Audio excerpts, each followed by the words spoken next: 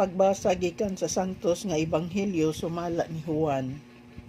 Duol sa krus ni Hesus nagbarog ang iyang inahan ug ang igsuon sa iyang inahan, si Maria nga asawa ni Cleophas ug si Maria Magdalena. Sa pagkakita ni Hesus sa iyang inahan ug sa tinun-an nga iyang gimahal nga nagbarog didto, miingon siya sa iyang inahan, "Babay, siya ang imong anak." Unya miingon siya sa tinun-an, "Siya ang imong inahan." Sukad niadto gidala sa tinun-an si Maria aron didto na magpuyo sa iyang balay. Human niini si Hesus nga nasayod nga ang tanan natuman na og aron pagtuman sa kasulatan, miingon, "Giuhaw ako." Didto may usa ka panaksan nga puno sa suka ug gitunlob nila ang espongha sa suka ug gibutang sa usa ka sanga sa isupo ug giisa nila kini ngadto sa iyang bakba. Human makatilaw si Hesus sa suka, miingon siya, "Natapos na."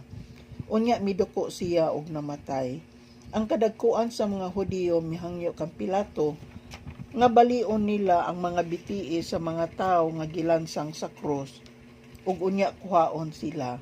Gihimo nila kini kay adlaw man kadto sa pagpangandam ug dili sila buot nga magpabilin ang mga lawas didto sa krus sa adlaw ipapahulay. Kay ang umaabot nga adlaw ipapahulay balaan man kaayo. Busa na ngadto ang mga sundalo ug ilang gipamali ang mga bitii sa duha ka tawo nga gilansang sa krus uban kang Hesus. Apan sa pagduol na nila kang Hesus, nakita nila nga patay na siya, busa wala nila balia ang iyang mga bitiis. Apan ginamit ang iyang bangkaw, giduslak sa usa sa mga sundalo ang kilid ni Hesus ug diha-diha mibuhagay ang dugo ug tubig. Ang ebanghelyo sa atong Ginoo, daygon ikaw, Kristo.